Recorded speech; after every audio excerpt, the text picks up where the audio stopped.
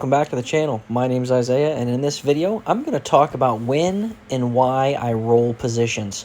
So on the week, we've collected $738 in credits. Tomorrow, I'll go through my whole trade history for the week, show you everything. I'm sure I won't make any moves in the next couple of days. Like I've always say, my goal is to hit 550. Above that, anything else is just gravy. And so again, we hit 738 this week. $738 collected. Again, that's a nice side income, nice passive income stream. So I want to talk about rolling positions and why I do that. I do that because it's easier to roll a position, which means you're extending your expiration out to a farther date, than it is to open brand new plays. So let's look at this Riot $7 put. For example, I have two contracts for the $7 put. That means I am agreeing to buy Riot for $7 by the expiration date of 5/2. And because I agreed to that, I collected a credit for opening this position.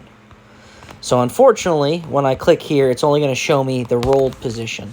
So I collected a credit for that $7 put, as well as I collected an additional put credit when I rolled the position. So here is an additional $60 credit that I collected for rolling this position. So when I open it, you know what, let's see if I can actually go to my trade history on Riot to really give you an example. I make so many plays that it's kind of hard to see which one got me which.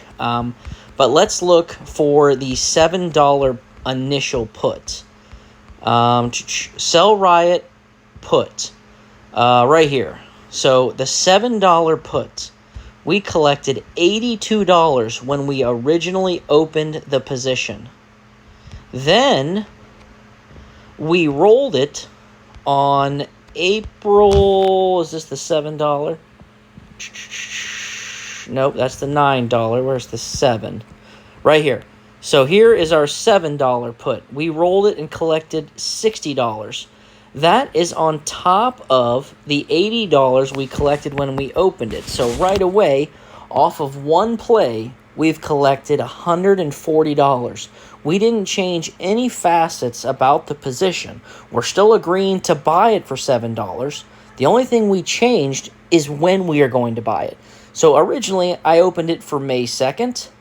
April 2nd. I decided I want to roll it out another month because I didn't want to buy it yet on April 2nd. And if I'm able to next week, I'm going to roll that position as well and collect another credit on it.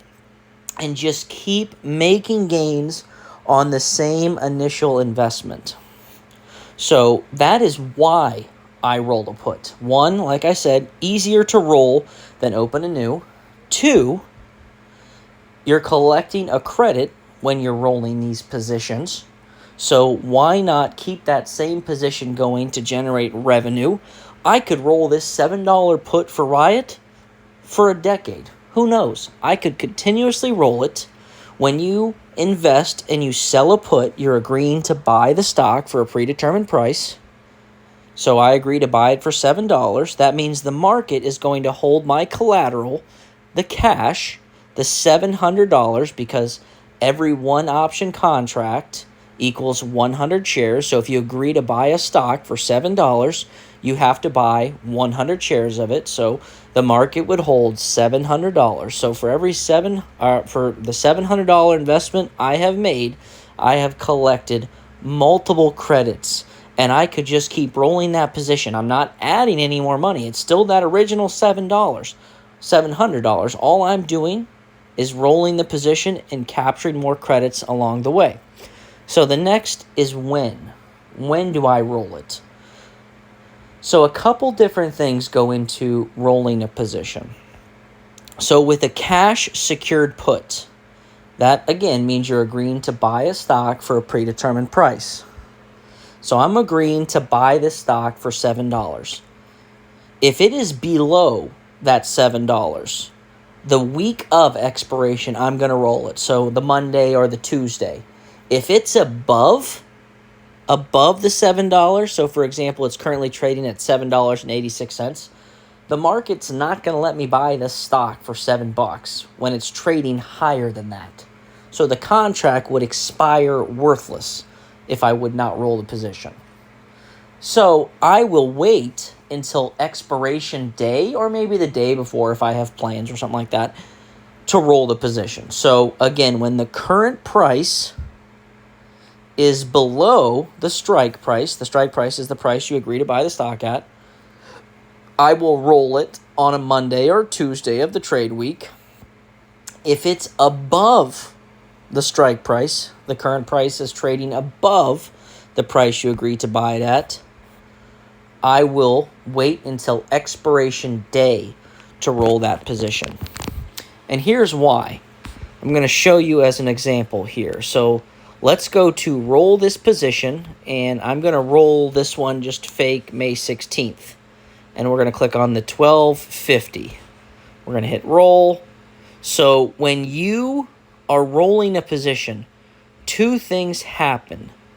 You are buying to close. So in this example, it would cost me $8. You see that 0.08 cents? It would cost me $8 to close that position. Every day that it gets closer to expiration, when the current price is above that strike price, it's going to get lower and lower. And then on expiration day, it's basically like $1. So it costs you less to close the position, which means when you sell to open, again, when you're rolling a position, you're buying to close, sell to open. That's what goes on behind the scenes. All you're doing is hit roll position. I'm just explaining what's going on behind the scenes.